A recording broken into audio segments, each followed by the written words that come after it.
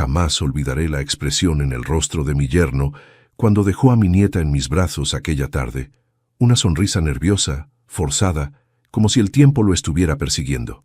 «Solo será una hora, don Álvaro», me dijo, evitando mirarme a los ojos. Yo acepté sin sospechar nada. Mi hija no estaba con él en ese momento. Me explicó que ella había salido antes por un asunto rápido y que él tenía que resolver algo urgente. Lo vi alejarse apresurado, subir a su coche y desaparecer por la esquina sin girar la cabeza. En mis brazos, mi nieta jugaba con mis botones, ajena al estruendo silencioso que estaba a punto de caer sobre nuestras vidas. La hora pasó lenta. Le preparé la merienda a la niña. Le conté uno de esos cuentos improvisados que siempre inventaba para hacerla reír. Cada tanto miraba el reloj. 30 minutos, 40, 50. Cuando se cumplió la hora exacta y mi yerno no llamó, un hilo de inquietud me recorrió el pecho. Intenté tranquilizarme pensando que solo se había retrasado. Marqué su número por primera vez. Sonó y no contestó. Volví a llamar. Nada. Una tercera vez. Directo al buzón. Entonces algo dentro de mí se contrajo como un músculo herido.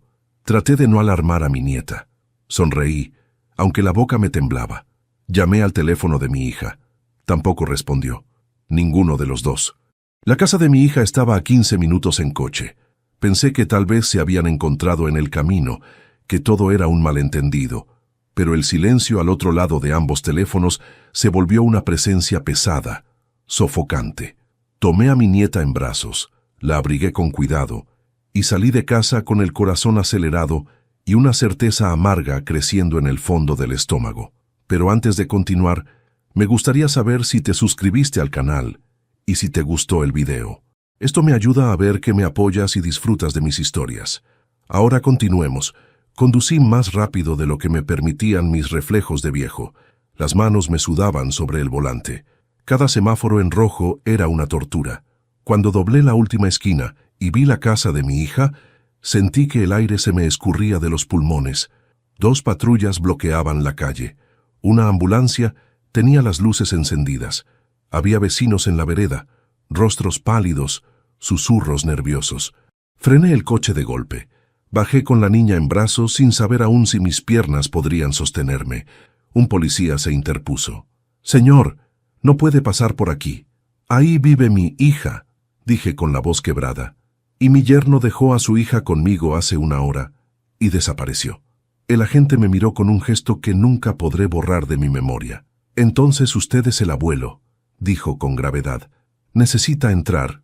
Es sobre su hija». Sentí que el suelo se inclinaba bajo mis pies.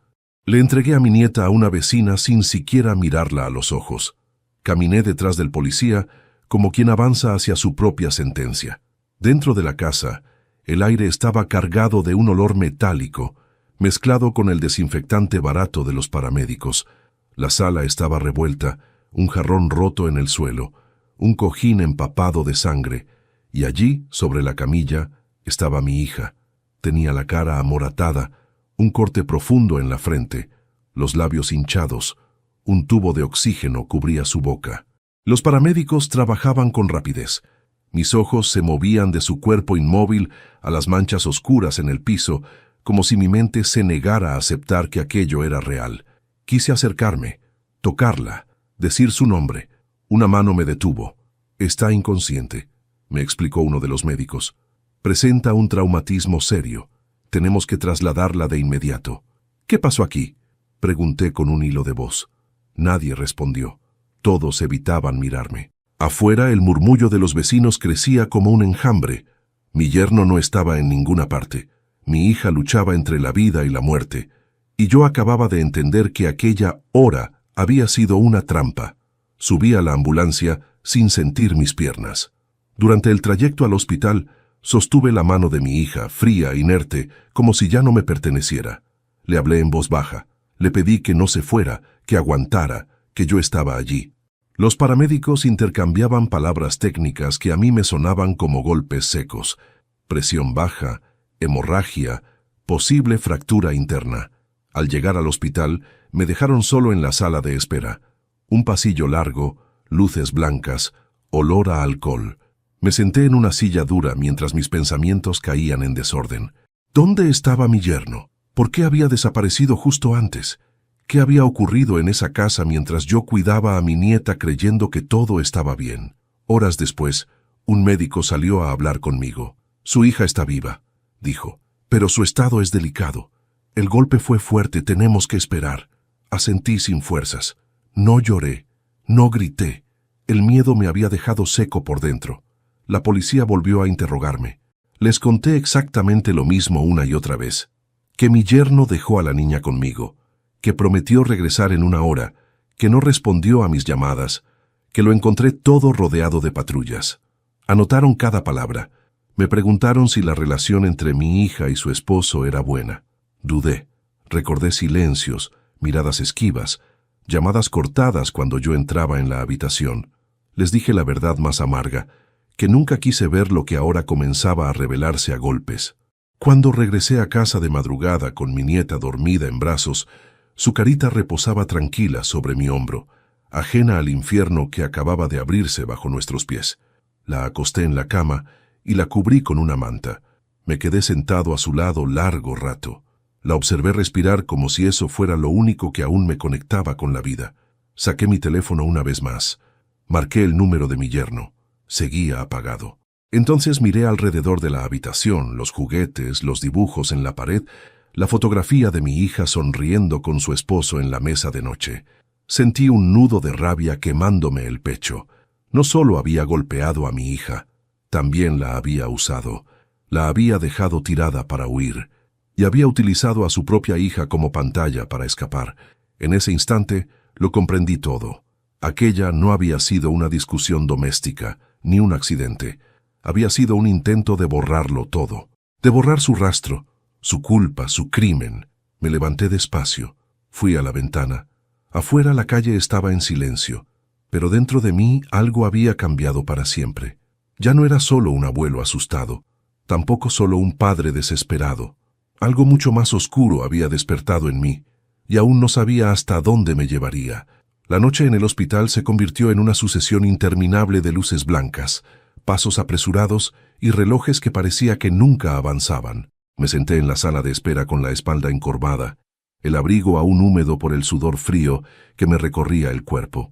Cada vez que se abría una puerta, mi corazón saltaba como un animal asustado. Veía salir médicos, enfermeros, camillas vacías, pero mi hija no aparecía, y yo no sabía si seguir esperando era un acto de fe o de pura desesperación. Pasadas 2 horas, una doctora se acercó. Tenía los ojos cansados, la voz calma de quien ha aprendido a hablar de tragedias como si fueran rutina. Me explicó que mi hija había sufrido un golpe severo en la cabeza y posibles lesiones internas.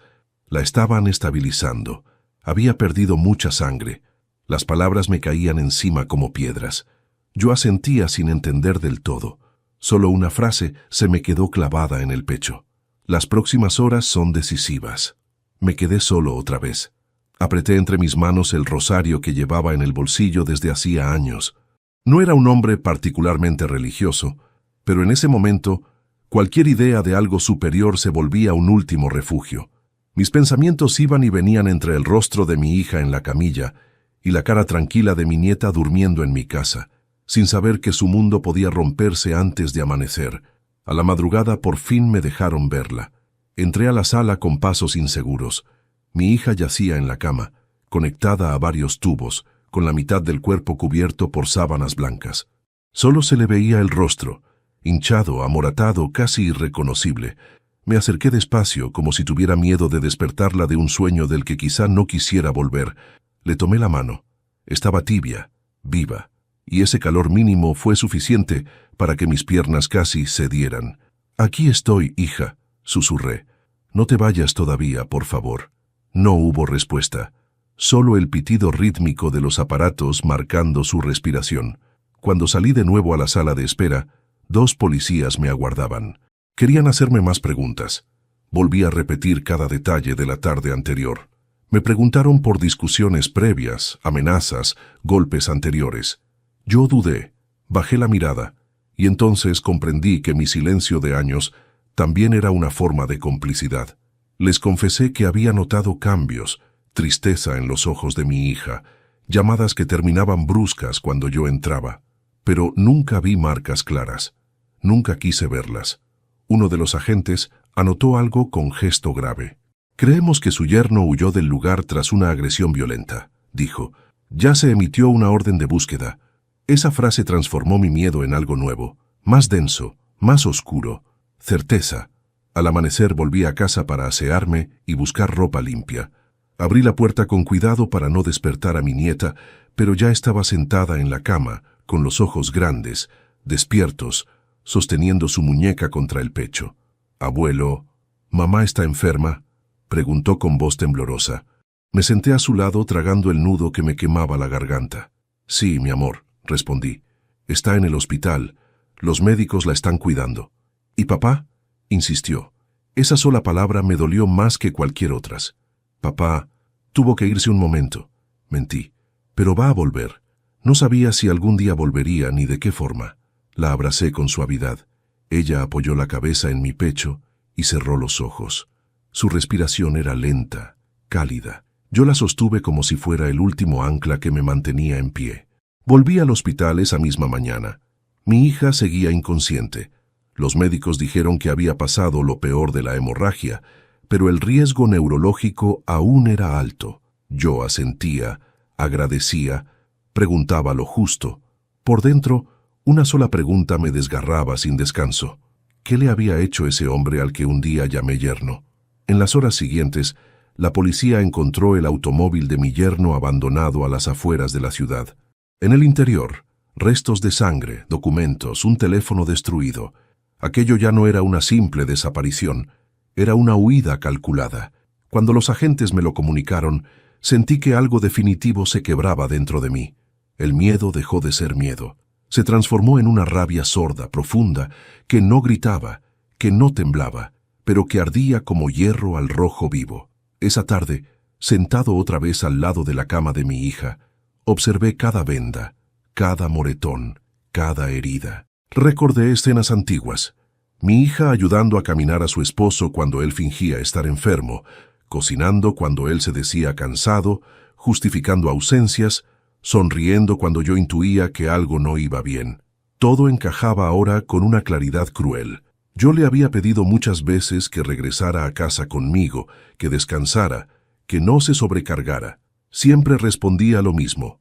«Papá, él es bueno conmigo, solo está pasando un mal momento». Y ahora allí estaba inconsciente, pagando con su cuerpo todas las mentiras que sostuvo para protegerlo. Por la noche, finalmente, mis ojos se cerraron unos minutos sobre la silla del hospital. Soñé con ella de niña, corriendo por un patio lleno de flores, llamándome a gritos. Me desperté con un sobresalto cuando escuché su nombre en voz alta. Un médico me observaba. «Señor Álvaro», me dijo. Su hija despertó. Entré temblando. Sus ojos estaban abiertos, desorientados, llenos de un miedo antiguo que yo nunca le había visto antes. Se movió apenas cuando me reconoció. «Papá», susurró. Me incliné sobre ella, sin saber si llorar o callar. «Estoy aquí», le dije. «Todo va a estar bien». Sus ojos se llenaron de lágrimas. Giró lentamente el rostro hacia la pared, como si tuviera vergüenza de mirarme. Él intentó decir. «No hables ahora», la interrumpí. «Descansa». Pero ella apretó mi mano con una fuerza inesperada. «Me dejó», susurró. Me creyó muerta. Sentí un golpe seco en el pecho. «No estás muerta», respondí con la voz rota. «Estás aquí, conmigo». Ella cerró los ojos, exhausta. Un sollozo silencioso recorrió su cuerpo. En ese instante, supe que ya no se trataba solo de encontrar a un hombre que huyó. Ya no se trataba solo de una traición. Se trataba de años de horror escondido, de una violencia que mi hija había soportado en silencio y de una nieta que ahora dependía de mí para no crecer en medio de ese mismo infierno. Cuando salí de la habitación, la luz del pasillo me pareció más fría que nunca. Caminé hasta la ventana del hospital y miré la ciudad desde lo alto. Autos, personas, rutinas ajenas a nuestro drama. Todo seguía igual para los demás, pero para mí, nada volvería a serlo. La policía seguía buscando. Yo seguía esperando. Y mi hija, entre la vida y la muerte, Acababa de confirmar con un susurro lo que yo más temía. Su padre había intentado borrarla del mundo. Y yo, que hasta ese día solo había sido un abuelo cansado y un padre lleno de culpas, comencé a comprender que mi lugar en esta historia aún no había terminado. Recién estaba empezando. Durante años me acostumbré a creer que el silencio de mi hija era sinónimo de madurez. Pensaba que su forma reservada de vivir, de no contarme demasiado, era simplemente la distancia natural entre un padre viejo y una mujer hecha. Nunca sospeché que ese silencio era una jaula.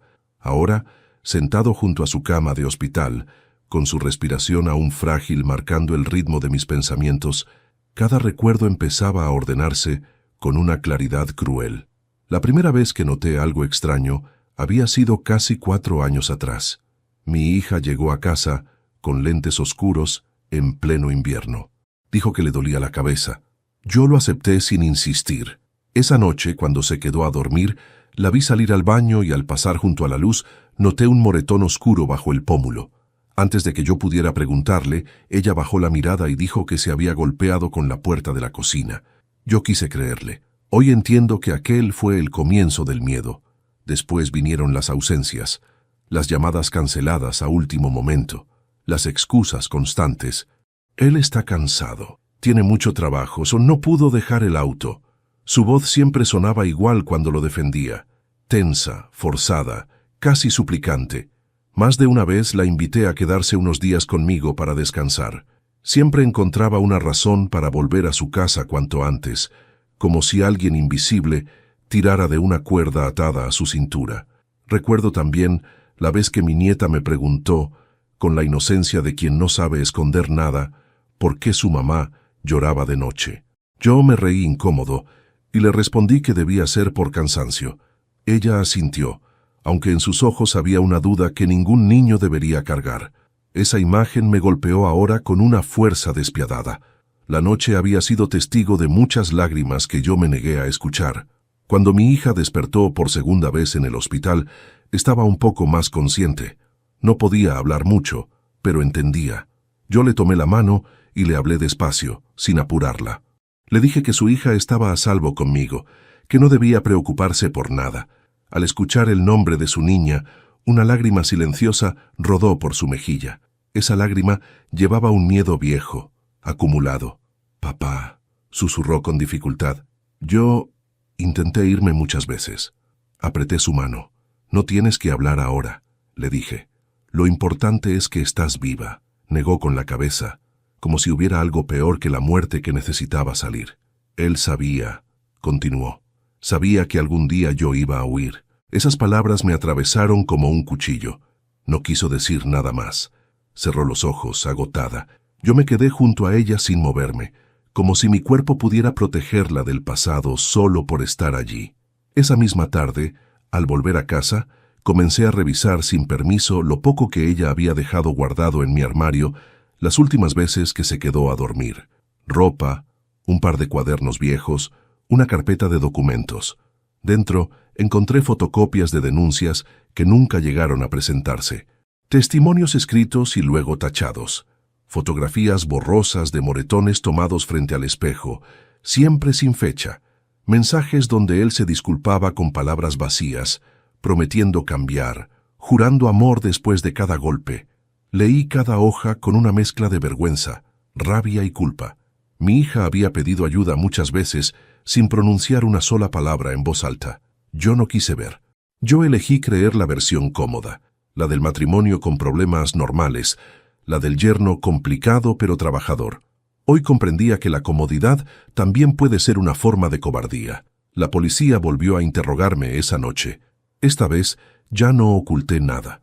Les conté de los lentes oscuros, de las visitas evitadas, de los cambios de humor, de la forma en que mi hija siempre salía a atender el teléfono a otra habitación. Cada detalle que antes me parecía insignificante, ahora brillaba como una señal que había ignorado por demasiado tiempo. Uno de los agentes levantó la vista de su libreta. «Señor, su yerno tenía antecedentes por violencia con una expareja», dijo. «El caso nunca prosperó porque ella retiró la denuncia. Sentí que el mundo se me partía en dos. No solo había herido a mi hija, ya lo había hecho antes. Y nosotros, como familia, le habíamos abierto la puerta sin saberlo. Esa noche no dormí. Me senté junto a la cama de mi nieta, que respiraba con un silbido suave, abrazada a un oso de peluche. Pensé en el momento en que aquel hombre entró por primera vez a nuestra vida. Educado, callado, con una sonrisa tranquila, me pidió la mano de mi hija con formalidad. Yo me sentí orgulloso de verla bien acompañada. Nunca imaginé que estaba dejando a mi niña en manos de su futuro verdugo. Al amanecer, volví al hospital. Mi hija estaba más estable. Los médicos dijeron que, de continuar así, podría comenzar a hablar con más claridad en unos días. Aquella pequeña esperanza era el único hilo del que me sostenía para no caer en la locura. Mientras me encontraba sentado junto a su cama, ella abrió los ojos lentamente. «Papá», me llamó con voz débil. Me incliné hacia ella. Cuando desperté, dijo, él seguía allí. Me miró y dijo que yo había arruinado su vida. Sentí que mis manos temblaban. Le pedí que no se fuera. Continuó. Le rogué que pensara en nuestra hija. Sus ojos se humedecieron. Él solo me empujó y se llevó su bolso. No pude contener las lágrimas. Me giré un segundo para que no me viera llorar, pero ella ya lo había notado. «No fue tu culpa», me dijo con un hilo de voz. «Yo nunca te lo conté todo, por vergüenza». Volví a mirarla. «Nada justifica lo que te hizo», le respondí. «Nada, y lo encontraremos». Asintió lentamente. Yo pensé muchas veces en huir», susurró. «Pero él siempre decía que si me iba, me quitaría a la niña, que nadie me creería». Sentí cómo se me endurecía el pecho. «A partir de ahora», le dije, «jamás volverá a tocarte ni a asustarte. Te lo prometo». Cerró los ojos, exhausta. Yo me quedé allí, repitiendo esa promesa en silencio una y otra vez, como un juramento que ya no tenía marcha atrás. Al salir del hospital esa tarde, el cielo estaba cubierto por nubes pesadas. La policía me informó que habían rastreado movimientos bancarios sospechosos del yerno en otra provincia. Podría estar preparando su huida definitiva. Era un prófugo. Un hombre acorralado es siempre más peligroso que uno poderoso. Yo regresé a casa con la sensación de que todo lo que fui hasta ese día había quedado atrás. Ya no era solo el abuelo protector ni el padre arrepentido. Ahora era el guardián de dos vidas que él había intentado destruir a golpes. Esa noche me senté en el comedor, rodeado de los papeles, las fotos, las pruebas. No había gritos en la casa, no había sirenas, no había policías, solo el tic-tac del reloj y mi respiración contenida. Pensé en mi hija dormida en una camilla, en mi nieta abrazando su muñeca sin comprender aún el tamaño de su tragedia. Y comprendí algo que jamás pensé aceptar. El monstruo al que ahora buscábamos llevaba años viviendo entre nosotros, alimentándose de nuestro silencio, de nuestra fe, de nuestra necesidad de creer que el amor siempre endereza lo torcido. Yo había llegado tarde a verlo, pero no llegaría tarde a detenerlo. La policía comenzó a moverse con más rapidez a partir de aquel día. Ya no se trataba solo de un caso de violencia doméstica. Ahora existía una tentativa de homicidio, una víctima en estado grave y un responsable prófugo que había utilizado a su propia hija como cortina de humo. Yo acompañaba cada paso de la investigación como quien camina sobre vidrio, con cuidado, con miedo, con una rabia que apenas sabía contener. Cada dato nuevo era un golpe al estómago. El inspector a cargo vino a verme por la mañana. Traía bajo el brazo una carpeta gruesa. Su yerno llevaba semanas preparando la fuga, me dijo sin rodeos. Vendió algunas pertenencias, retiró dinero en efectivo de manera escalonada y dejó de pagar ciertos servicios para no dejar rastros claros. ¿Desde cuándo lo sabía?, pregunté. Desde mucho antes de atacar a su hija, respondió. Ese día solo adelantó el plan. Sentí un escalofrío recorrerme la espalda. Mientras yo jugaba con mi nieta, creyendo que cuidaba una tarde tranquila, él ya estaba ejecutando una desaparición programada. La policía había encontrado pasajes de autobús a nombre falso, pero el rastro se había perdido en una terminal del interior del país. También habían detectado retiros de dinero en cajeros de madrugada, siempre en lugares distintos. Mi yerno no estaba huyendo por pánico, estaba huyendo con método. ¿Y mi nieta?, pregunté. ¿No dejó ningún documento sobre ella? Eso es lo más alarmante, dijo el inspector. Tenemos indicios de que planeaba llevársela en cuanto su esposa desapareciera. Apreté los puños con fuerza. Si yo no hubiese estado allí ese día, si hubiera rechazado cuidar a la niña siquiera por una hora, ahora mismo la historia sería otra. Quizás él habría huido con la pequeña en brazos, dejando a mi hija muerta en el suelo de aquella sala. Esa noche apenas pude dormir. Me levanté varias veces para comprobar que mi nieta seguía respirando. La observaba dormir con el pecho subiendo y bajando lentamente, sin saber que alguien había intentado convertirla en huérfana 2 veces en una sola tarde. A la mañana siguiente volví al hospital. Mi hija estaba un poco más lúcida. Aún hablaba poco, pero sus recuerdos comenzaban a ordenarse entrecortados. «Papá», me dijo. Él llevaba días raro, nervioso, como si algo grande estuviera por pasar. «¿Te dijo algo antes del ataque?», pregunté. Asintió con dificultad. Me pidió los documentos, los pasaportes, las actas de nacimiento. Sentí que el aire se espesaba en la habitación. Me dijo que era por un trámite, continuó. Cuando dudé, se enojó. Mucho. Cerré los ojos un momento. Después discutimos por la niña, susurró. Yo no quise dejarla sola con él ese día, y entonces no pudo continuar. El cuerpo aún no le permitía revivirlo todo, pero yo ya lo había entendido. Mi hija había sido golpeada por querer proteger a su hija. Había sido castigada por intentar romper la jaula. Al salir de la habitación, juré en silencio que jamás permitiría que aquel hombre se acercara de nuevo a ninguna de las dos. Las siguientes horas estuvieron llenas de llamadas, informes y fotografías. La policía desplegó un retrato robot actualizado con la imagen de mi yerno. Apareció en terminales, estaciones de servicio, fronteras. Su rostro comenzó a circular. Algunos lo habían visto. Nadie lo había detenido todavía. Una mujer se presentó en la comisaría esa misma tarde. Había reconocido al prófugo en televisión. Contó que años atrás había sido pareja suya, que la había golpeado, amenazado, aislado, que una noche también la dejó tirada en el suelo y huyó con su dinero. Ella sobrevivió. Mi hija también.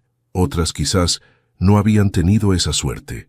Cada testimonio era una puñalada más a mi conciencia. Esa noche, mientras cenábamos en silencio frente a la televisión apagada, mi nieta jugaba con su muñeca ajena a todo. De repente levantó la mirada. «Abuelo, papá me va a buscar al hospital». Sentí que el corazón se me partía. «Tu papá está de viaje, mi amor», respondí con cuidado.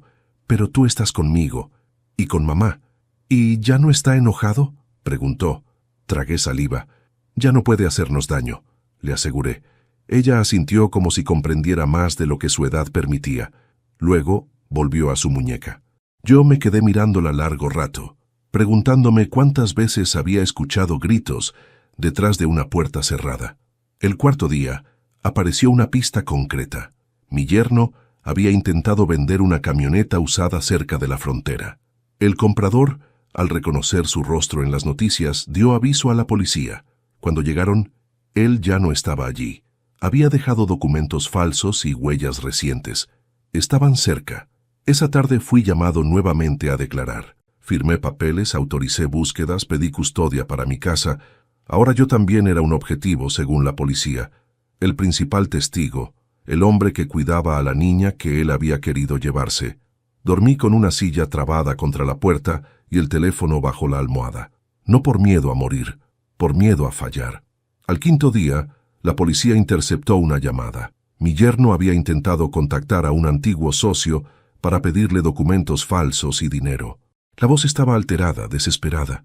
El monstruo metódico empezaba a perder el control. «Está acorralado», me dijo el inspector, «y eso lo vuelve peligroso». Miré a mi nieta, que dormía profundamente en su cama. «También lo vuelve torpe», respondí. «Y los hombres torpes dejan errores». Esa noche volvió a llamar al teléfono de mi hija desde un número desconocido. Yo atendí. «Álvaro», dijo su voz al otro lado, «usted no sabe lo que yo estoy viviendo». Sentí un frío seco recorrerme la nuca. «Sí lo sé», respondí. «Lo está viviendo porque no tuvo el valor de enfrentar lo que hizo». «Ella está viva por casualidad», dijo con una risa nerviosa. Nadie lo iba a saber. Cerré los ojos con rabia contenida. «Usted es un viejo orgulloso», continuó.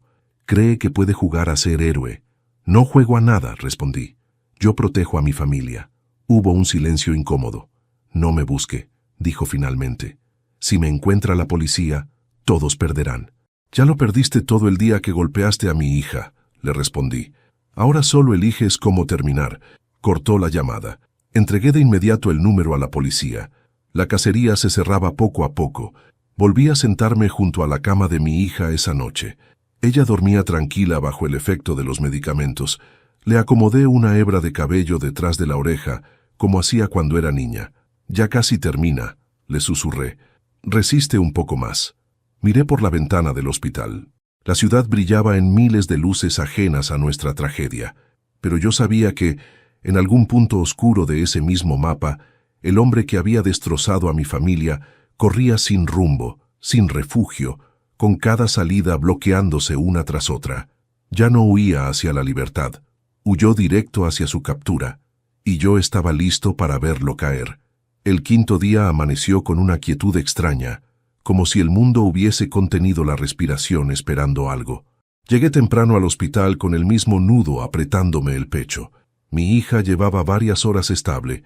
Los médicos habían reducido ligeramente la medicación, y esa mañana existía la posibilidad real de que pudiera hablar con claridad. Yo no sabía si estaba preparado para escuchar lo que tanto tiempo había permanecido escondido detrás de sus silencios. Entré a la habitación con pasos lentos. Ella estaba despierta. Sus ojos seguían cansados, pero ya no había en ellos la bruma espesa de los días anteriores. Me acerqué, tomé su mano, y por primera vez sentí que me apretaba con verdadera conciencia. «Papá», dijo en un susurro, «ya no quiero seguir callando». Esas palabras me atravesaron el alma. «No tienes que hacerlo todavía», respondí. «Solo descansa».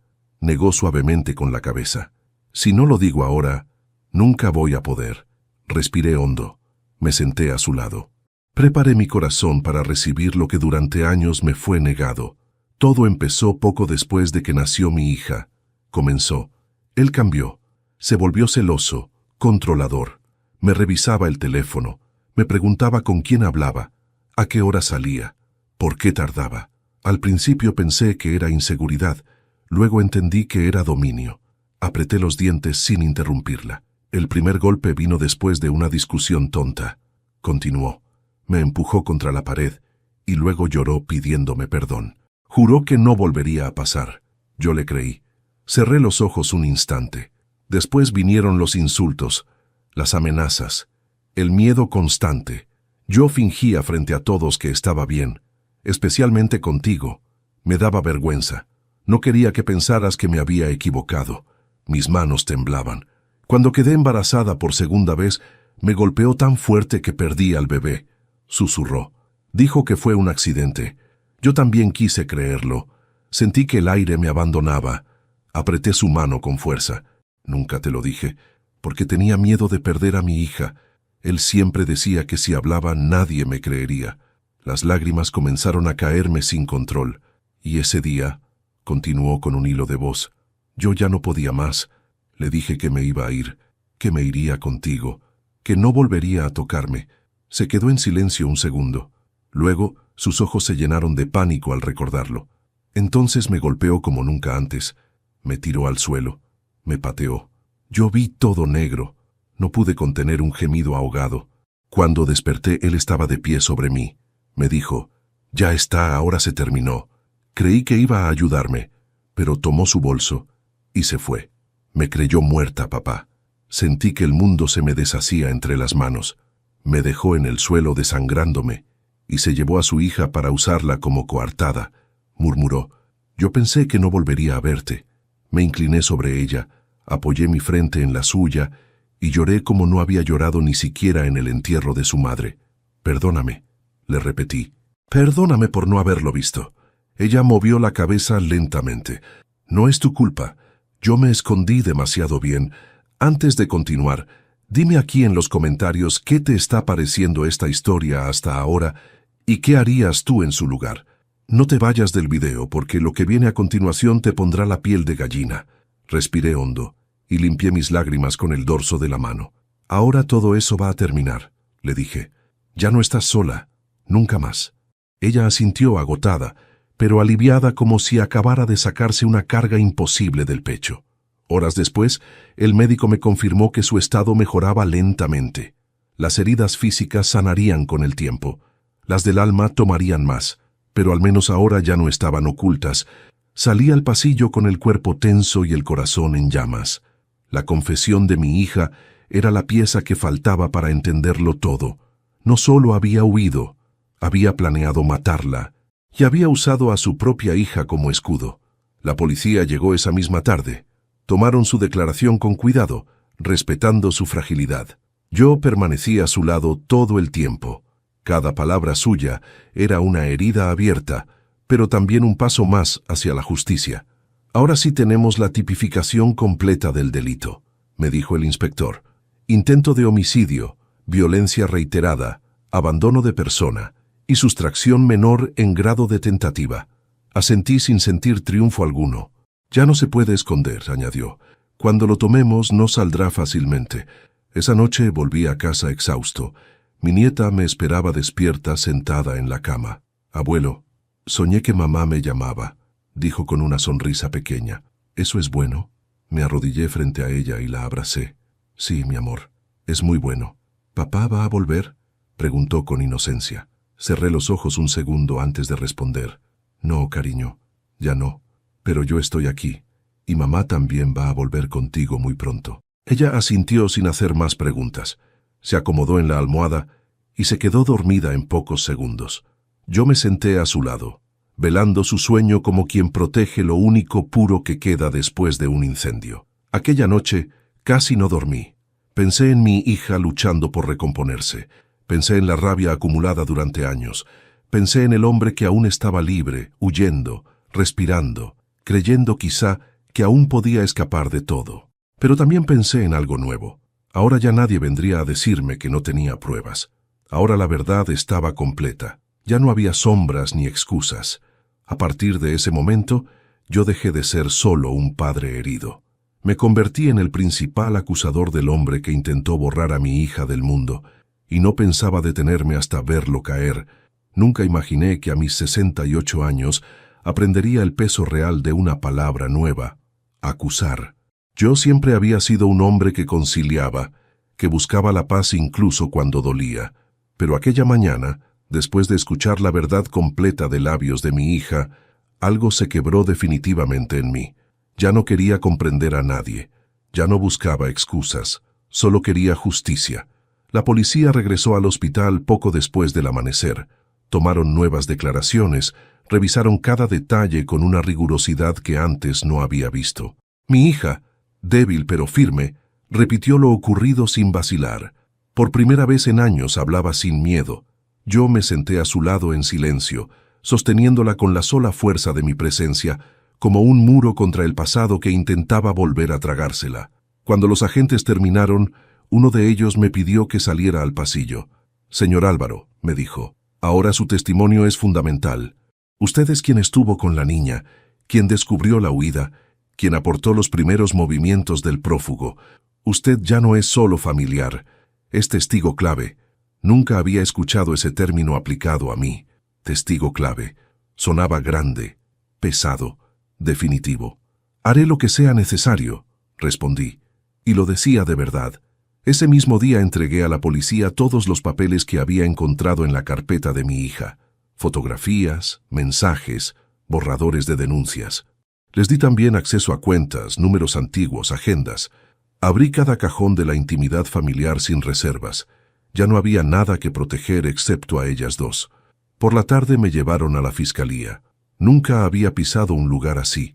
Salas grises, bancos duros, puertas que se abrían y cerraban sin pausa. Un fiscal joven me explicó con voz neutra los pasos a seguir. Yo escuchaba con una calma que no reconocía como mía. Todo lo que antes me hubiera intimidado, ahora me parecía pequeño frente al horror que había tocado nuestra puerta. Usted puede constituirse como querellante, dijo. Tener acceso directo a la causa. Lo haré, respondí sin dudar. Firmé documentos, di más declaraciones. Entregué líneas de tiempo, fechas, nombres, Cada dato era una pieza que encajaba en el rompecabezas del monstruo que había vivido camuflado entre nosotros. Al salir del edificio, el aire me golpeó el rostro. Respiré profundo. Sentí por primera vez que ya no caminaba a ciegas. Tenía un rumbo, tenía un objetivo. Regresé al hospital antes del anochecer. Mi hija estaba más despierta, aunque el dolor aún se dibujaba en cada movimiento. Me miró con una mezcla de temor y alivio. «Papá, ¿va a ir a la cárcel?», preguntó. No mentí.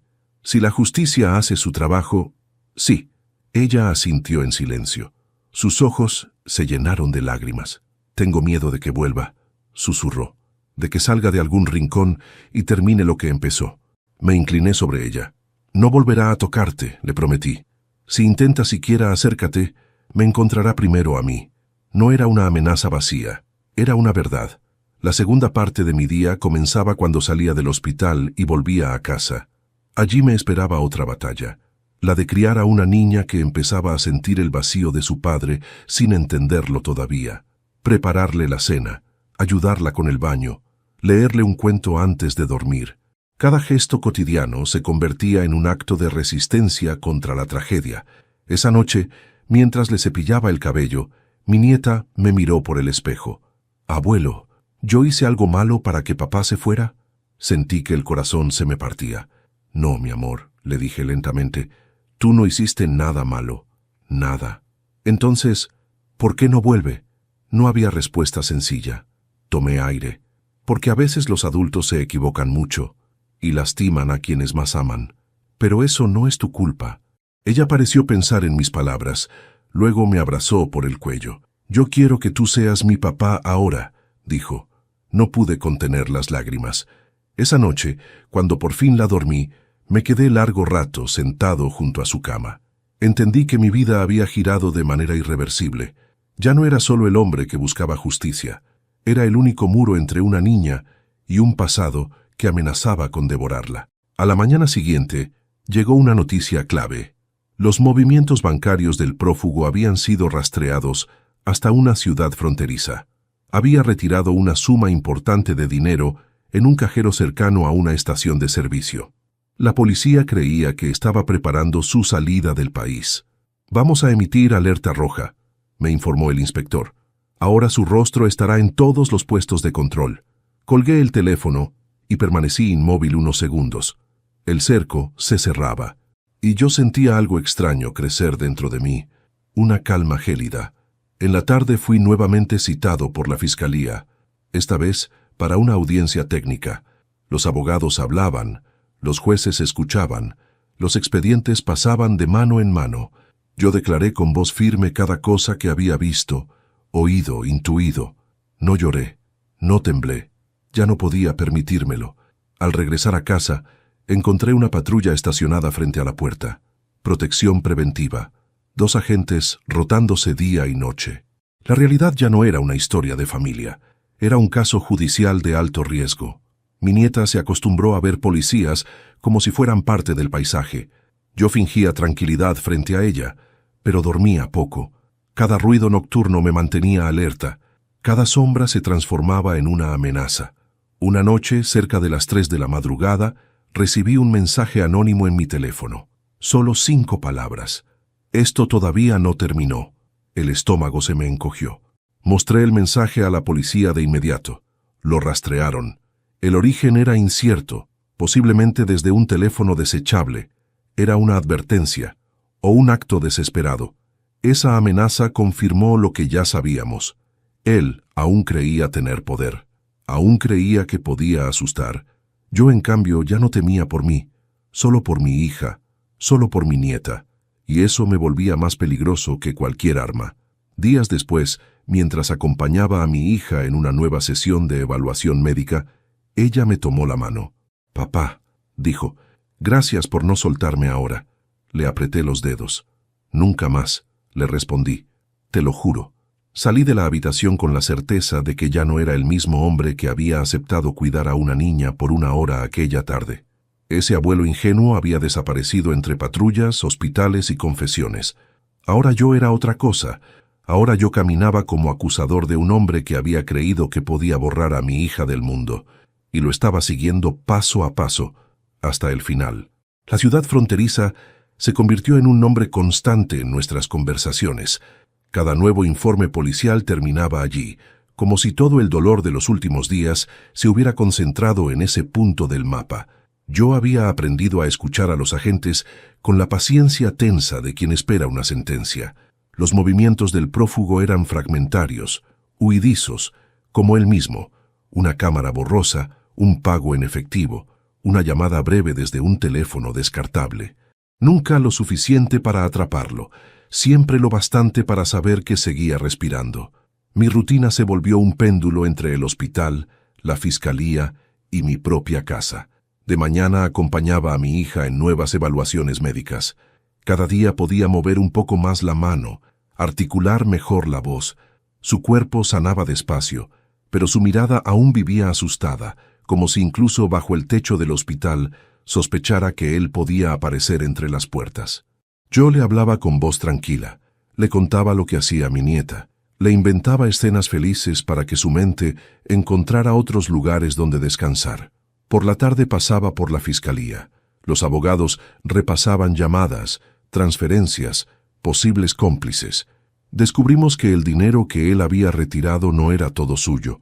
Había defraudado a 2 personas más, además de usar tarjetas a nombre de terceros. Ya no era solo un agresor. Era un fugitivo con una cadena de delitos, golpeándole los talones. Cada nueva acusación achicaba su horizonte de escape. Las noches eran lo más difícil. La casa, antes llena de risas y discusiones triviales, se había vuelto un territorio silencioso, donde cada sombra parecía un enemigo. Mi nieta dormía en la habitación contigua a la mía. Yo dejaba la puerta abierta para escuchar su respiración. A veces despertaba con pesadillas y corría hacia mi cama. Yo la recibía sin preguntas, abrazándola con la torpeza de un viejo que aprendía demasiado tarde a ser refugio. «Abuelo», me preguntó una noche, con los ojos aún cerrados por el sueño, «¿mi papá es malo?». La pregunta me atravesó como una aguja. «Tu papá se equivocó mucho», respondí con cuidado. «Hizo cosas que no debió hacer». «¿Y por eso no vuelve?». Tragué saliva. «Por eso mismo».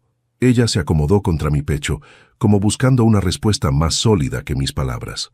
«Entonces tú no te vas a equivocar conmigo», dijo. Le besé el cabello. «Nunca».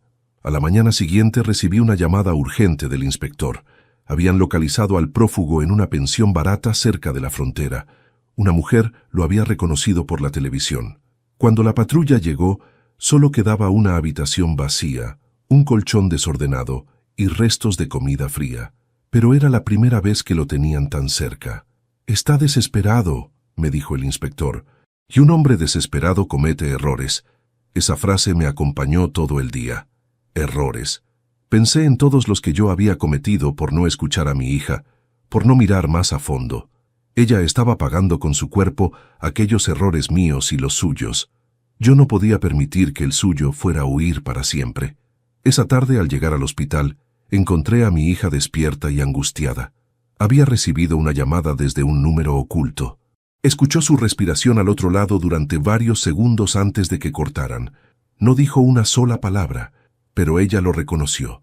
Yo lo supe por la forma en que se le vació el rostro. «Fue él», susurró. Sentí que se me erizaba la piel. «¿Dijo algo?». Negó con la cabeza. Solo respiraba, para que yo supiera que seguía vivo. Apreté el puño con rabia. «Eso no es poder», le dije. «Es miedo. Ya no manda nada. Solo amenaza desde la oscuridad». Ella asintió temblando. Me quedé junto a su cama hasta que se tranquilizó. Luego salí al pasillo y llamé al inspector. Le transmití cada detalle. Ese tipo de llamadas, dijo, eran típicas de quienes sentían que el cerco se cerraba.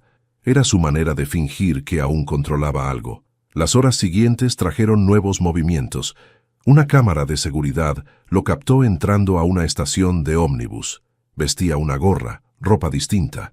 No era la imagen de un hombre libre. Era la de alguien que corre sin rumbo. Compró un pasaje hacia una ciudad del sur. La policía desplegó un operativo inmediato. Yo no despegaba el teléfono de mi mano. Sentía que cada vibración era la antesala de algo definitivo. Esa noche, mientras preparaba la cena, la radio anunció la captura de un sospechoso en la Terminal Sur. Coincidía con la descripción del prófugo. Sentí que el corazón se me subía a la garganta. Apagué el fuego. Me senté sin fuerzas. Llamé de inmediato al inspector. Tardó en contestar. «No es él», dijo finalmente. «Era otra persona». El golpe de frustración fue seco. Volví a sentir el cansancio colgarse de mis hombros como un saco mojado.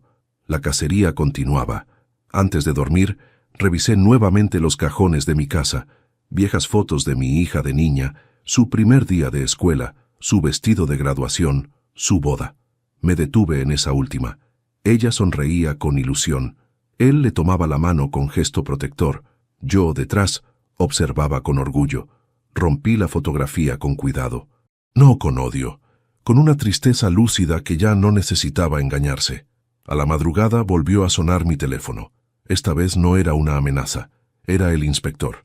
«Lo tenemos ubicado», dijo. «Está en un galpón abandonado cerca del río. Tenemos confirmación visual. En unas horas intervendremos». Cerré los ojos. No sentí júbilo. Sentí una calma densa y seria. «¿Es seguro?», pregunté. «Será una operación controlada, pero puede ponerse violento. Avíseme apenas lo detengan», respondí. Colgué. Permanecí sentado en la oscuridad del comedor, escuchando el tic-tac del reloj. Mi nieta dormía. Mi hija luchaba por sanar. Y, en algún lugar cercano al agua negra de un río, el hombre que había destrozado nuestra vida temblaba, rodeado por quienes ya no creerían ninguna de sus mentiras. Cuando amaneció, el cielo estaba cubierto. Las nubes bajas arrastraban una llovizna fina que parecía preparar la tierra para algo pesado. A media mañana recibí la llamada. «Está cercado», dijo el inspector. «No tiene salida». Cerré los ojos una vez más. «Hoy se termina», susurré. Aún faltaba el momento más duro. Verlo caer, mirarlo a los ojos, comprobar con mis propios sentidos que ya no podría huir jamás de lo que había hecho. La cacería estaba por concluir, y yo debía estar preparado para enfrentar al hombre que había sido esposo de mi hija y verdugo de nuestra familia. No dormí la noche anterior a su cerco. Me quedé sentado en la cocina, mirando la taza de café enfriarse sin probarla. Afuera la llovizna caía fina, persistente, como si también el cielo estuviera esperando el desenlace. Cada minuto era una cuerda tensándose dentro de mi pecho. Sabía que él estaba rodeado. Sabía que ya no tenía salida. Y aún así, una parte de mí temía que lograra escabullirse una vez más, como tantas otras veces lo había hecho delante de nuestros ojos sin que lo entendiéramos. A las 7 de la mañana fui al hospital antes de cualquier llamada. Mi hija estaba despierta, mirando por la ventana. El vendaje de su frente parecía menos pesado. Cuando me vio intentó sonreír. «Hoy lo van a encontrar», le dije con suavidad. Ella cerró los ojos un momento. «Tengo miedo de escucharlo hablar», susurró. «Siempre sabe qué decir para hacerme dudar». «Hoy ya no tiene poder sobre ti», respondí. «Hoy solo va a ser un hombre acorralado». Apenas salí del hospital, el inspector me llamó. «Iniciamos la intervención», dijo con voz firme. «Manténgase disponible». Volví a casa sin sentir el camino. Mi nieta jugaba en el piso, armando un rompecabezas de colores. Me miró al verme entrar. «Abuelo, hoy tú estás más serio», dijo. Me arrodillé frente a ella. «Hoy vamos a ser muy valientes los dos», le dije. Ella sonrió sin entender del todo. Esa inocencia me sostuvo. Pasaron unas 2 horas eternas. El teléfono no sonaba. El cielo seguía gris. La respiración me dolía como si fuera un esfuerzo consciente, hasta que, por fin, vibró el aparato sobre la mesa. «Lo tenemos en custodia», anunció el inspector. «Ofreció resistencia leve, está vivo, está detenido». Sentí que las piernas me fallaban.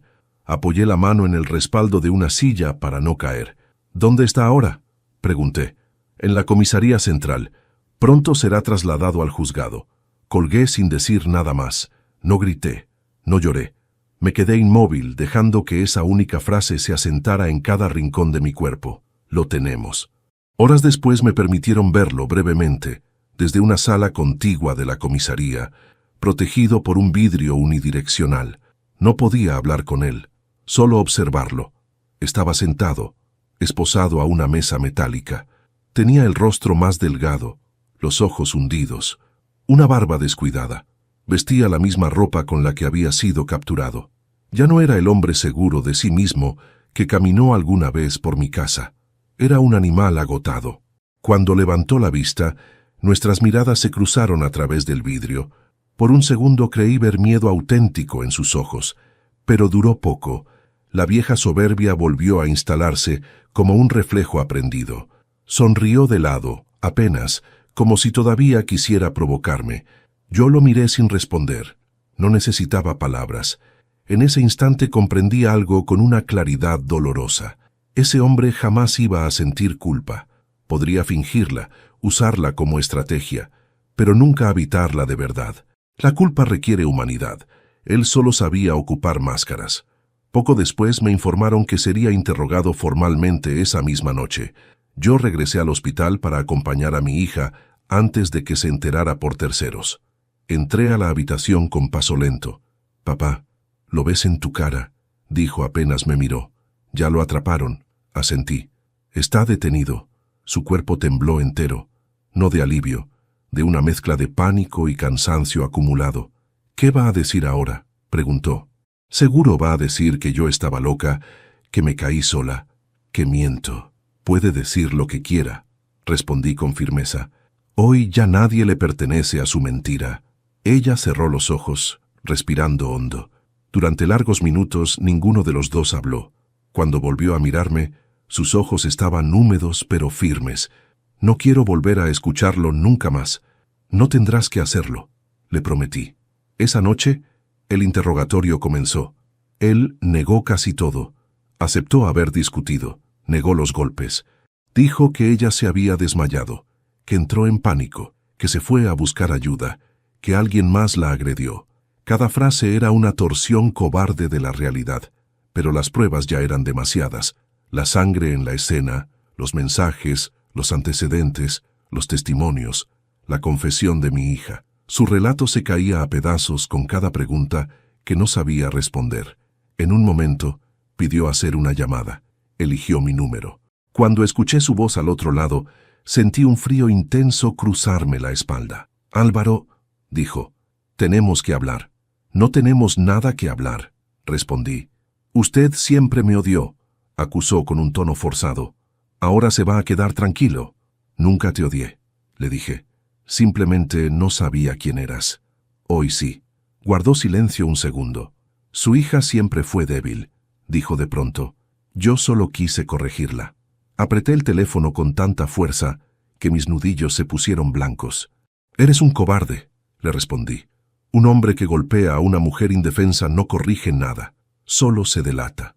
Ella me provocaba, «Y tú elegiste destruir», lo interrumpí. «Hoy eso se terminó. Usted se cree un héroe», escupió. «No», dije con calma. «Me creo un padre que llegó tarde, pero no tan tarde como para dejarte huir». Corté la llamada. Me quedé mirando la pantalla apagada. Sentí una náusea profunda. No por miedo, por asco. Esa misma noche lo trasladaron al calabozo. Yo regresé a casa con la sensación de haber cruzado un umbral del que ya no se volvía igual. Mi nieta dormía. Me senté a su lado y le acomodé la manta. Pensé en la cantidad de mentiras que aquel hombre le diría al mundo a partir de ahora. Pensé también en lo poco que eso ya importaba. A la madrugada soñé con mi hija de niña, corriendo hacia mí con las manos abiertas, pidiendo que la alzara. Me desperté con el pecho apretado y los ojos húmedos. Comprendí que la herida no se cerraría con la captura, pero al menos ya no estaría sangrando sin control. A la mañana siguiente me informaron que la prensa había tomado el caso. Su rostro circulaba ahora por todos los canales. Ya no era solo un prófugo, era un agresor público, un nombre asociado al horror. Cuando regresé al hospital, mi hija me miró con una serenidad nueva. «¿Ya está preso de verdad?», preguntó. «Sí», respondí. «Y no saldrá pronto». Ella respiró profundo por primera vez en días, como si ese aire llegara desde un lugar al que no había podido acceder desde hacía años. «Entonces ahora puedo empezar a vivir», dijo. Sentí como algo se aflojaba por dentro, pero yo sabía que aún faltaba lo más duro, el juicio, el cara a cara definitivo, las palabras que intentarían herir una última vez. La captura era solo el comienzo del final. Aún restaba ver caer al hombre frente a la justicia. Aún restaba escuchar su condena. Aún restaba cerrar de verdad la herida. El día posterior a su captura, amaneció con un sol que parecía indebido. Después de tantas jornadas grises, aquel cielo limpio resultaba casi ofensivo. Yo desperté temprano, sin haber dormido más que unas horas agitadas. El silencio de la casa ya no estaba cargado de la incertidumbre de la huida, sino de una expectativa más pesada, la de enfrentar ahora las consecuencias. Preparé café con manos mecánicas y me senté a mirar la ventana como si esperara que el tiempo entendiera que debía avanzar con cuidado. La primera llamada llegó poco después de las 8. Era el inspector. Me informó que el detenido había sido trasladado a una dependencia de mayor seguridad y que esa misma tarde sería presentado ante el juez para la audiencia inicial. También me advirtió algo que yo ya sospechaba. Su defensa intentaría desdibujar los hechos, sembrar dudas, instalar la idea de un accidente. Colgué con el pecho apretado, consciente de que la lucha aún no había terminado. Fui al hospital a ver a mi hija antes de ir a la comisaría. La encontré más erguida en la cama, con un color leve regresando a sus mejillas. Cuando le conté que ese día lo presentarían ante el juez, bajó la mirada unos segundos. «Tengo miedo de verlo», dijo. «De que vuelva a hablarme con esa voz que usaba para hacerme sentir pequeña». «No estarás sola», respondí. «Si llega el momento de verlo, yo estaré allí», asintió en silencio. Tomé su mano y la apreté con firmeza. Luego fui a buscar a mi nieta a casa de una vecina que se había ofrecido a cuidarla durante la mañana. Caminé con ella tomada de la mano, sintiendo el peso bendito de sus pasos pequeños a mi lado. Le compré un helado en el camino. Sonrió sin saber que ese mismo día su padre sería mirado a los ojos por la justicia. A media tarde llegué a la comisaría. El lugar estaba lleno de movimiento. Uniformes, papeles, pasos rápidos. Me hicieron pasar a una sala reservada. Minutos después, lo vi entrar escoltado por 2 agentes. No nos permitieron hablar, pero otra vez nuestras miradas se cruzaron. Esta vez ya no hubo sonrisa provocadora, solo cansancio y un destello de rabia impotente. Por primera vez, lo vi realmente pequeño. El juez llegó poco después. La audiencia inicial fue breve, técnica, pero cargada de un peso que yo sentía vibrar en los huesos. Se le leyeron los cargos: tentativa de homicidio agravada, violencia reiterada, abandono de persona, fraude, sustracción menor en grado de tentativa. Su abogado pidió medidas alternativas. El fiscal se opuso con firmeza. El juez dictaminó prisión preventiva sin beneficios. Cuando escuché esas palabras, no sentí júbilo, sentí alivio. Una diferencia sutil pero decisiva. Al salir de la sala mis piernas flaqueaban. Me senté unos minutos en un banco del pasillo. Escuché cómo se cerraban las puertas metálicas detrás de él. No era el final, pero era un punto sin retorno. Ya no estaba en fuga. Ya no avanzaba por nuestra vida como una sombra impune. Ahora era un número más entre rejas. Esa noche regresé al hospital para contarle a mi hija lo ocurrido. La encontré despierta, mirando el techo. Cuando le dije que quedaría detenido sin posibilidad de salir, cerró los ojos con un suspiro largo, como si expulsara de golpe años de aire retenido. «Entonces de verdad se terminó», susurró. «Sí», respondí. «Ahora comienza tu libertad». Pasé un rato a su lado hasta que se durmió. Luego volví a casa. Mi nieta corrió hacia mí apenas me vio entrar. «Abuelo, soñé con mamá caminando», me dijo con una alegría ingenua. Yo la llevaba de la mano. La abracé sin palabras. Pensé que a veces los niños entienden lo que los adultos tardamos años en aceptar. Los días siguientes fueron un desfile de trámites, declaraciones y preparativos legales. La fiscalía organizó la causa con rapidez. Las pruebas se acumulaban como un muro difícil de derribar. Testimonios de antiguos vecinos, de la expareja que él había golpeado años atrás, de compañeros de trabajo que habían oído gritos detrás de las paredes. Cada voz sumaba un ladrillo más al edificio de la verdad. Mi hija fue dada de alta una semana después, con cuidados estrictos y un calendario largo de rehabilitación. La trajimos a casa. Preparé su habitación como pude. Sábanas limpias, flores sobre la mesa, la luz suave entrando por la ventana. Cuando cruzó la puerta, apoyada en mi brazo, se detuvo y respiró hondo. «Pensé que nunca volvería a entrar aquí», confesó. Esta casa también necesitaba volver a verte, le respondí. Mi nieta se lanzó con cuidado a abrazarla. Las 3 generaciones quedaron unidas en un instante frágil y luminoso. Supe entonces que ninguna sentencia me devolvería los años perdidos, pero al menos ahora podíamos comenzar de nuevo sin el terror colgado del techo. Esa noche, cuando todo quedó en silencio, me senté solo en la cocina. Pensé en el hombre que ahora dormía detrás de barrotes.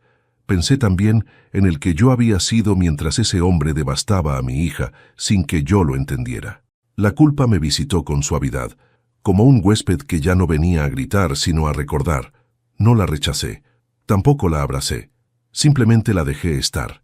2 días más tarde, recibí una notificación judicial. Debía declarar en el juicio como testigo principal. La fecha se fijaría pronto. Sentí el peso de esa responsabilidad caerme sobre los hombros. Yo no solo debía contar lo que vi, debía representar con mi voz los años en que mi hija no pudo hacerlo por miedo. El juicio comenzó semanas después. Entrar a esa sala fue como ingresar a una herida abierta. Lo vi sentado ante el tribunal, más delgado, más apagado, pero a un intento de altivo. No me miró cuando ingresé. Tal vez ya no tenía fuerzas para sostenerme la mirada. Declararon los médicos, los vecinos, los policías, su expareja. Luego me tocó a mí. Caminé hasta el estrado con paso lento pero seguro. Conté todo. La tarde en que dejó a la niña, la casa rodeada de patrullas, el cuerpo de mi hija en la camilla, las noches de espera, el miedo en la voz de mi nieta. No levanté la voz. No la necesitaba. La verdad pesa aún cuando se la dice bajito. Cuando terminé, el juez me agradeció. El fiscal asintió. El abogado defensor bajó la mirada, sabiendo que el terreno se había vuelto casi imposible de sostener. A la salida, mientras caminaba por el pasillo del tribunal, sentí por primera vez en mucho tiempo que la espalda se me enderezaba sola. No por orgullo, por descanso. La justicia seguía su curso. Aún faltaba la sentencia. Pero el hombre que había destruido a mi familia ya no tenía a dónde huir. La cacería había terminado. Ahora comenzaba el juicio verdadero. La mañana del veredicto amaneció lenta, espesa, como si el tiempo mismo dudara antes de avanzar. Me vestí en silencio, con movimientos medidos para no despertar a mi nieta ni alterar la calma frágil de la casa. Mi hija estaba despierta desde antes del alba. La encontré sentada en la cama, con los ojos abiertos, respirando hondo, como quien se prepara para sumergirse en aguas profundas. Nos miramos sin decir palabra. No hacía falta. Ambos sabíamos que ese día decidiría más que una condena. Decidiría si el miedo por fin tendría un final visible. Llegamos al tribunal acompañados por la abogada y 2 policías. El edificio parecía más grande que nunca, con sus pasillos largos y fríos, llenos de pasos ajenos. Tomé la mano de mi hija mientras avanzábamos. La sentí temblar, pero no retroceder. En la sala ya estaban los jueces, el fiscal, los testigos, periodistas y curiosos que no sabían nuestros nombres, pero sí nuestro dolor. Él entró último, escoltado, con el rostro pálido y los ojos clavados en el suelo. No nos miró. Tal vez sabía que esta vez ninguna máscara lo salvaría. El juez pidió silencio. El fiscal comenzó a hablar con una voz firme, segura, que enumeraba los hechos como quien construye una verdad con ladrillos irrefutables. Habló del intento de homicidio, de la violencia reiterada, del abandono cruel, de la huida cobarde, del uso de su propia hija como distracción. Cada palabra golpeaba la sala con un eco seco. Yo observaba a mi hija de reojo. Ella mantenía la mirada al frente, aferrada a su dignidad como a una tabla en medio del naufragio. Luego habló la defensa. Intentó torcer la historia, minimizarla, convertirla en un conflicto doméstico que se descontroló. Yo apreté los puños bajo la mesa. Vi cómo mi hija apretaba los labios. Era la última vez que aquel hombre intentaba convertir la barbarie en excusa, y aún así, algo me decía que ya estaba derrotado. Llegó el turno de mi hija. La ayudaron a ponerse de pie. Caminó despacio hasta el estrado. Su cuerpo aún arrastraba secuelas, pero su voz estaba entera. Habló sin gritar, sin bajar la mirada, sin temblar. Contó los años de golpes, las amenazas, el miedo constante, el embarazo perdido, la niña utilizada como herramienta de control. Cada frase era una liberación y una herida a la vez. Cuando terminó, la sala entera guardó un silencio espeso, respetuoso. Yo sentí que el aire volvía por primera vez a mis pulmones desde hacía meses. Después me llamaron a declarar otra vez. Me levanté con dificultad, caminé hasta el centro de la sala y miré por un segundo al hombre al que había entregado, sin saberlo, la vida de mi hija. Esta vez sí elevó la vista. En sus ojos ya no había soberbia ni desafío, solo un vacío oscuro. Hablé con claridad, conté lo que vi, lo que supe, lo que descubrí demasiado tarde. No acusé con rabia, acusé con verdad. Y la verdad esa mañana pesaba más que cualquier grito. El juez anunció un receso breve antes del veredicto. Nos retiraron a una sala contigua. Mi hija se sentó lentamente. Yo le acerqué un vaso de agua. Sus manos temblaban. No sabía si de miedo o de cansancio. La abracé en silencio. Sentí su cabeza apoyarse contra mi hombro como cuando era niña. En ese gesto, diminuto y antiguo, entendí que pase lo que pase, nosotros ya habíamos vencido algo más grande que un hombre: el silencio. Cuando regresamos a la sala, el juez tomó la palabra, pronunció el nombre del acusado completo, enumeró los cargos, habló de las pruebas, de los testimonios, del daño físico y psicológico, de la responsabilidad ineludible. Luego, con una calma que parecía tallada en piedra, dijo la palabra que veníamos esperando: culpable. La condena fue firme, larga, sin beneficios, prisión efectiva. Escuché el número de años como se escucha un golpe lejano bajo el agua. No sentí alegría. Sentí un descanso profundo, pesado, definitivo. Mi hija cerró los ojos. No lloró, solo respiró hondo, como quien por fin logra soltar una carga que llevaba atada al pecho. Yo miré al hombre que una vez llamé yerno. Por un instante pensé ver algo parecido al arrepentimiento en su rostro, pero enseguida comprendí que no era eso. Era miedo, el miedo de quien ya no puede huir. La prensa se agolpó a la salida. No quise hablar. Mi hija tampoco. Subimos al auto en silencio. El camino de regreso fue tranquilo, como si la ciudad nos ofreciera un respeto que nunca antes nos había concedido. Al llegar a casa, mi nieta nos esperaba sentada en el sillón, con un dibujo en la mano. Al ver a su madre, corrió hacia ella con cuidado. «Mamá, te pinté un sol para que no tengas más miedo», dijo. Mi hija la abrazó llorando por primera vez desde el juicio. Yo cerré los ojos, sosteniendo ese abrazo con mi mirada, agradecido por una inocencia que sobrevivió incluso al horror. Esa noche cenamos juntos por primera vez desde el hospital. Fue una comida sencilla. Sopa, pan, miradas cansadas pero tranquilas. Nadie habló del pasado. Nadie mencionó su nombre. No hacía falta. El silencio, esta vez, ya no era una jaula, era una tregua. Antes de dormir, acompañé a mi nieta a su habitación. Me pidió que dejara la luz encendida. Me senté a su lado hasta que cerró los ojos. Al levantarme, me tomó la mano. «Abuelo, ¿ya estamos a salvo?» Tragué saliva. «Sí, mi amor, ahora sí».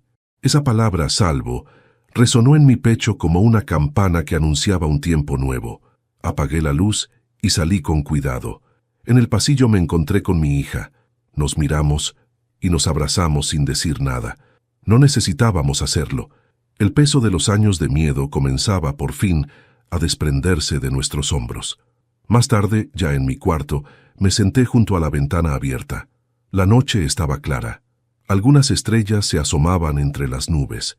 Pensé en todo lo perdido, la fe ingenua, los años de tranquilidad falsa, la risa que había sido forzada durante tanto tiempo. Pensé también en lo que quedaba.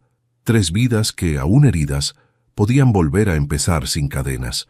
Comprendí entonces que la justicia no cura el pasado, no borra los golpes, no devuelve lo que se perdió, pero coloca un límite claro entre lo que fue y lo que ya no puede repetirse, y a veces eso es suficiente para respirar de nuevo. Apagué la lámpara. Me acosté con el cuerpo agotado y el alma extrañamente liviana. Por primera vez desde aquella tarde en que mi yerno dejó a la niña en mis brazos y desapareció, dormí sin sobresaltos. Afuera, la noche siguió su curso como siempre, pero dentro de mí, algo había cambiado para siempre. El miedo había perdido su voz, y la justicia, al fin, había hablado. Ha pasado un año desde aquel día en que la justicia habló por fin en voz alta. La casa ya no huele a hospital ni a angustia. Huele a café recién hecho por las mañanas, a cuadernos escolares abiertos sobre la mesa, a pan caliente y a rutina sencilla. Mi hija volvió poco a poco a la vida. Al principio caminaba con miedo, miraba por encima del hombro, dormía con la luz encendida. Hoy sale sola, ríe de nuevo, trabaja y a veces hasta se permite soñar. Mi nieta creció demasiado rápido en este año. Ya no pregunta por su padre. Lo nombró algunas veces al principio, con la confusión amarga de quien no entiende las ausencias. Hoy lo llama simplemente eso que ya pasó, y yo agradezco en silencio que su infancia haya sido salva de recuerdos que ningún niño debería cargar. Yo sigo siendo el mismo viejo de siempre, pero con un corazón que aprendió a golpear distinto. Aprendí que el amor sin límites también puede ser una forma de ceguera. Aprendí que el silencio no protege, solo posterga las tragedias. Y aprendí, sobre todo, que nunca es tarde para ponerse de pie y defender a quien uno ama, aunque el precio sea alto. A veces, por las noches, todavía recuerdo aquella primera llamada, aquel solo una hora que cambió mi vida para siempre. Entonces miro a mi hija dormida, a mi nieta soñando tranquila, y entiendo que, pese a todo, valió la pena no rendirse. Soy Álvaro, y esta fue mi historia. Suscríbete al canal para seguir acompañando historias reales que estremecen, enseñan y sanan. Dale me gusta a este video si esta historia te conmovió. Déjanos en los comentarios qué te pareció la historia, qué habrías hecho tú en mi lugar y desde qué ciudad nos estás viendo. Gracias por quedarte hasta el final. Tu apoyo hace que estas historias sigan siendo contadas.